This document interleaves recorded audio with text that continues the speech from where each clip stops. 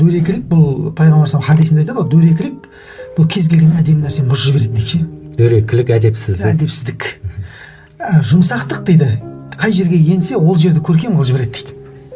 Мысалға пайғамбар саллаллаху алейхи вассалам аятта айтады ғой, сен егер дөрекі қатты болғаныңда еді дейді, бәрі теріс айналып кететін еді дейді сенен. Шынымен ғой. Қаншама зиян жасалып жатқанда да пайғамбар саллаллаху алейхи вассалам бір қаттылық танытқан жоқ оларға. Кеп қалар деген үмітпен өмір сүріп жүрді. Көркем мінезбен.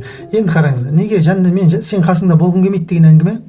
Өйткені пайғамбар саллаллаху алейхи вассалам айтты, қиямет күні маған ең қатты жанымда отырып, дастарханда қасымда отыратындар дейді, Құдайдың істе деген істеп, істеме деген істемейтіндер дейді. Яғни тақуалар деп айтады біріншісінде, екіншісі көркем мінезге ие болғандар дейді.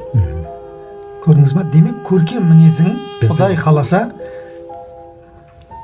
пайғамбардың жанында отырғызатын бірден бір ұлы амал. Бұл діннің тірегі ғой, негізі ақылақ діннің тірегі.